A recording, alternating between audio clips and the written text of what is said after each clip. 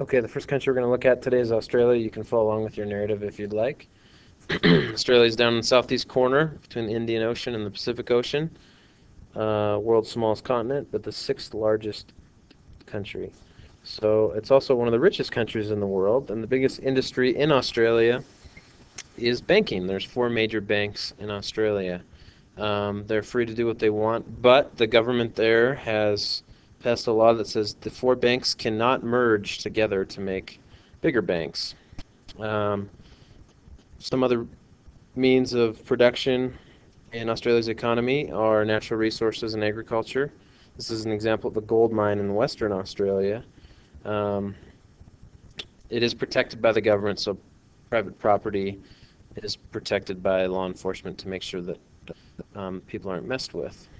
As far as starting new businesses in Australia, it's one of the easiest countries in the world to start a new business. There's very few laws that limit um, what you can do as far as what kind of goods and services you want to provide and how many you want to provide them and who you want to sell them to. It's pretty much wide open when it comes to businesses. And most of the private businesses are flourishing and doing quite well. Now, as far as taxes, Australia pays very high taxes. Some people pay up to 45%, meaning 45% of all the money they make from their jobs goes to the government. Now, that may sound like a bad thing, but the tax money is used for public services like universities and hospitals. So they do see a lot of services back from the government um, in return as far as what they're paying in taxes.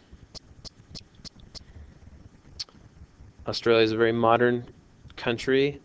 Um, there's a wide variety of economic activities, and as a good measure of how strong their economy is, economists use a term called per capita GDP.